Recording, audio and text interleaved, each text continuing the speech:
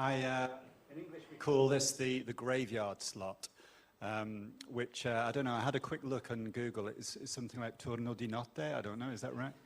So I'm conscious that I'm between you and a sunny evening. So Kantar operates at the intersection between brands and consumers, and our sustainable transformation practice works at that intersection, but also with sustainability. So the relationship between brands, sustainability, both social and environmental issues, and consumers.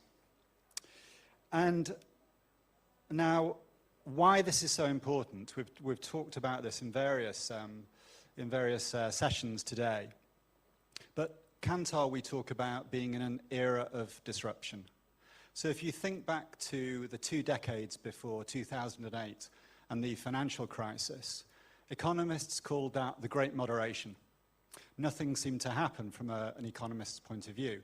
And in fact, some of you may remember a book published in 1999 called The End of History. Now, of course, 2008 changed all that, and we've all seen all of the micro and macroeconomic data, which demonstrates that actually we're into an era which is increasingly turbulent. And if you read the reports of analysts, investment analysts, those from the insurance industry, rating agencies, they all say that it's only going to get more disruptive, which is more challenging for businesses. And the biggest disruptor of all is the climate crisis.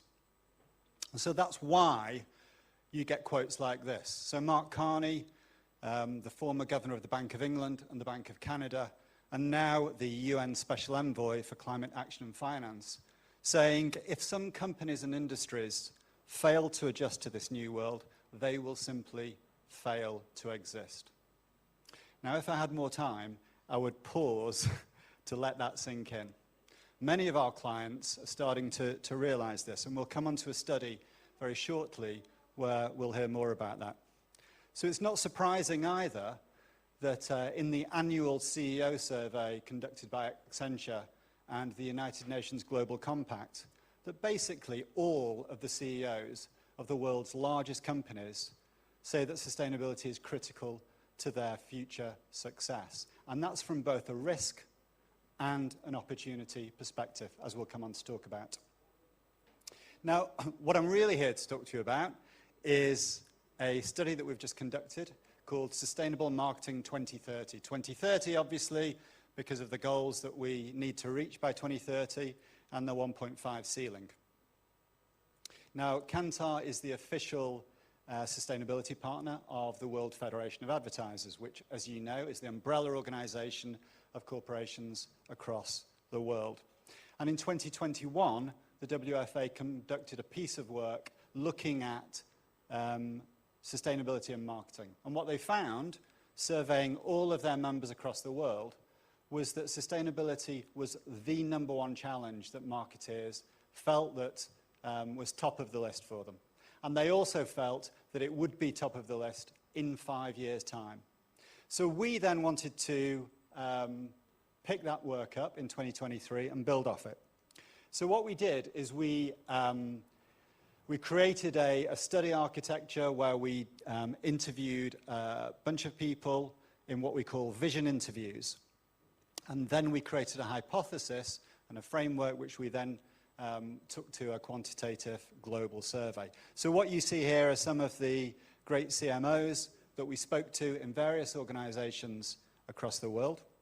But we also extended to academic institutions, so world-leading ones in the area of sustainability, like the Cambridge University Institute of Sustainable Leadership, and Imperial College at London, who do a lot of innovation in this space, but also not-for-profits, like Ellen MacArthur Foundation, who are the world leaders in the circular economy, communications agencies, and other not-for-profits like Project Everyone, Purpose Disruptors, to give us a sense of progressiveness and where things were going. And we then, as I say, went to all of the national organizations, including UPA in Italy, I'm delighted to say, to survey their members. And that was ended up in being a piece of quantitative work. So as well as those vision interviews, then it was roughly 1,000 marketeers across the world. And you'll see the split of functions there in the pie chart. So mostly marketing, but also insights, some sustainability, PR comms, and so forth. So what did we find? What were marketeers telling us? Well, the good news, first of all, is that progress is happening. So 3 key points here. Versus the 2021 data, 87% of people saying that the Chief Sustainability Officer actually reports into the executive, or the Chief Exec or the board, up from 80%. It's good. Second, KPIs. So sustainability is actually becoming a KPI in marketing dashboards, up from 26% to 42%. Great progress. And then third, in communications, which in 2021 was a key challenge for marketeers, 40% said they have a sustainability story that they can tell, and they're proud to communicate it, and that's up from 25%. So that's all good, right? But it's not happening fast enough, and it's not happening at the scale that we all need.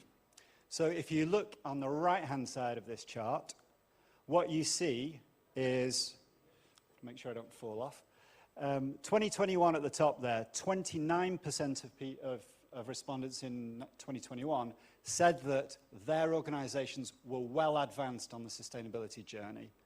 2023, that's dropped to 15%. So probably what we're seeing here is that the more people start to understand the complexities of the issues that we're facing, the more they realize that their organizations are really not as far advanced as they think. The other point on the right-hand side is that marketing has stayed static. So people saying that only 10% of organizations saying that they feel they're well advanced in terms of marketing. But you know what? What's really encouraging is 90% of marketers saying we've got to be more ambitious, 94% saying that they are willing and able, they want to act more bravely and in a more transformational way. So it's time for marketing to step up. 2 points here. First of all, marketers see it as their responsibility. We'll come on to talk about this more. And second, we have the right skills to actually effect really significant change. So the quote here from Anna Lungley, who's the Chief Sustainability Officer of Dentsu, saying, you know, over the last 70 years, we've been creating demand for lifestyles that call for more, more, and more. We have to fundamentally rethink the model. And then Charlie Thompson from the Cambridge Institute for Sustainability Leadership saying, you know, we do have the right skills. Marketeers have the ability to take the science and the data and to move people by connecting them to that information in a meaningful way. So we then moved on to think about what the opportunities and challenges were. And what we see here is that there is an overarching sense of the need for marketing to effect transformational change. But the 4 key opportunity areas were these 4 here. Harnessing our skills in creativity and innovation for competitive advantage on the one hand, but also, more radically than that, business model reinvention. Then it's about educating people. Educating is not a word I particularly like because consumers don't want to be educated. But nevertheless, it's that idea of normalizing sustainable behaviors so that people actually feel a connection with that, and it starts to make them feel more comfortable with those sustainable behaviors. Third is about partnerships. We'll talk more about this, who we partner with and how we partner. And the fourth one is about marketing's role in the value chain. So it's thinking about the linear value chain and the purchase and use components of that value chain and looking more upstream and downstream to see where marketing can play. The challenges, interestingly, the top 7 challenges were all internal, ranging from measurement and resources to mindset and capability. So it won't surprise you to hear that a lack of P&L policy, which treats planet and people at the same level as finance. Second, a lack of internal resources. Third, a lack of the right skills, so people felt that they're not able to actually effect sustainability in their marketing communications. And finally, 32% said that sustainable solutions are perceived internally as costing more, and that's a massive barrier.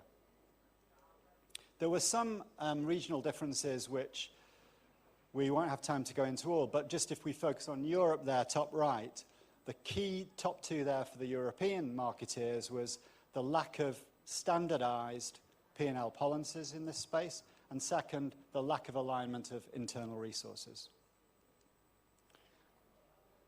So where we got to then was 5 key framing principles that marketeers felt were critical to drive progress. So the first one is sustainability has to transition from being something that is a siloed function to something which is right at the heart of business processes and where marketing has a very strong connection. So yes, of course, it's about risk management. Yes, legal and finance are going to want to be involved in that. But this is a growth lever for businesses, and marketing has to step up and take responsibility for that growth. Marketing also needs to build resilience. If you think about how rating agencies and investment banks talk about sustainability, they see it as being a key driver of business resilience going forward. And marketing has the opportunity, through innovation, to build that resilience. We understand consumer and societal change, therefore we can decode that into products, services, and communications.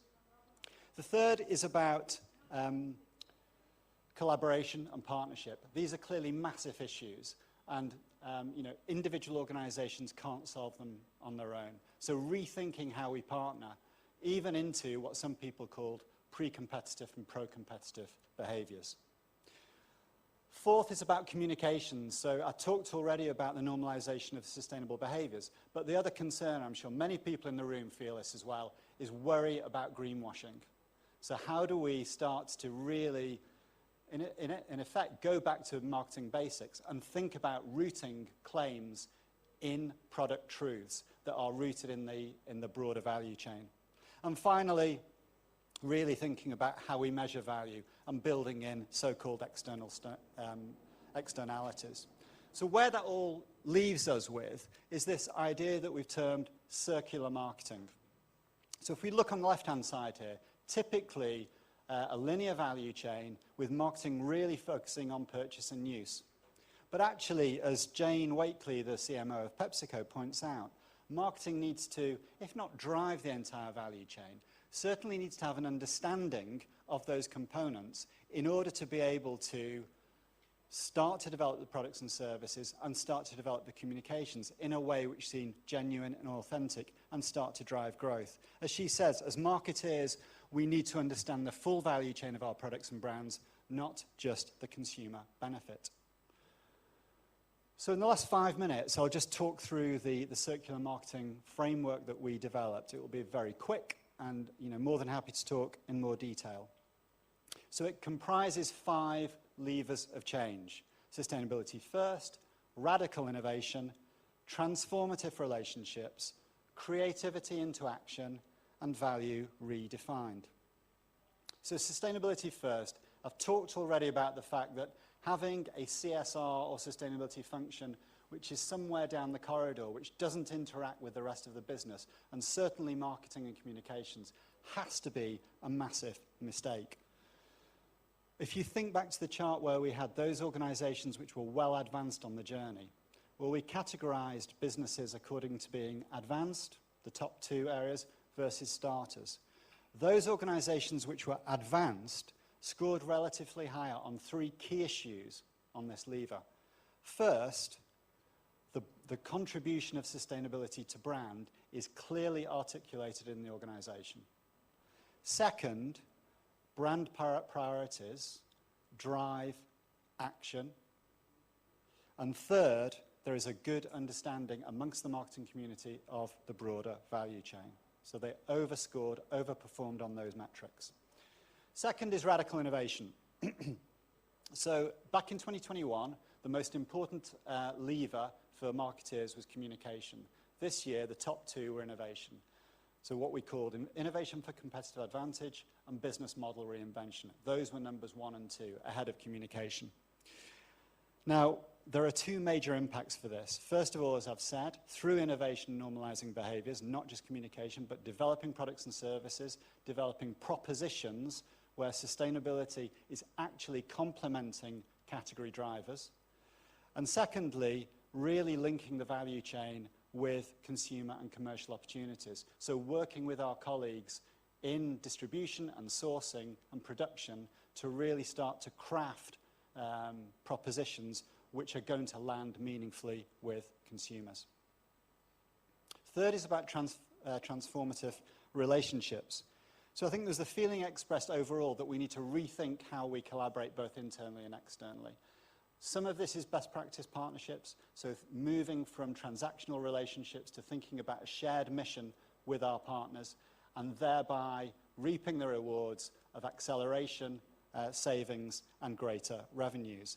But also, marketeers sit at a really pivotal junction point in the value chain. We can connect all of those people in production and sourcing with the commercial growth, business and brand building. And we understand that, and we have unique capability to do that. The fourth is creativity in action. So this was communications in the past, but if you think about communications and reframe it as interventions, that's much more what we'll need to be doing in the sustainable future.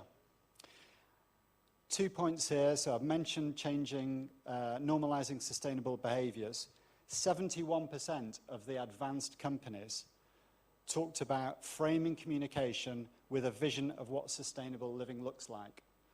And that compares with only 26% of starters. And then in a sense, it's like marketing 101.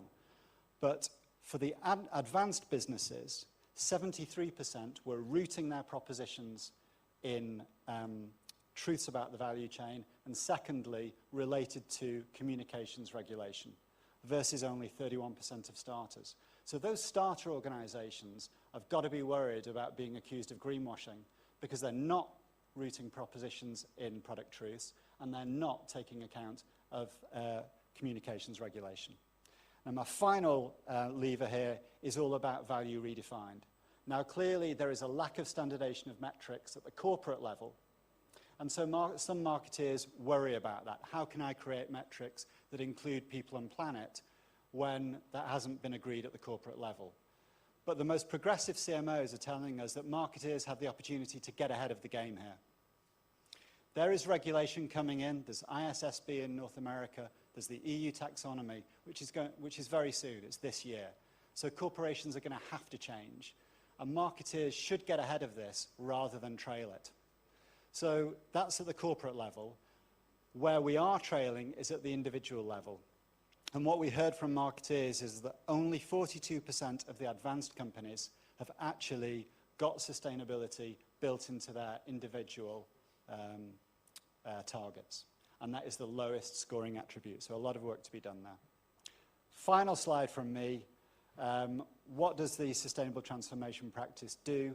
We operate in these 4 spaces, helping organizations translate corporate sustainability strategies into go-to-market, and how that drives through into sustainable innovation, helping drive consumer behavior change, helping understand optimal propositions, going back to communications, using the linked database to understand best practice principles around sustainable communications, and then how do we measure all of this, and right through to how do we execute at shelf to drive value and profitability for retailers if you're in the FMCG business.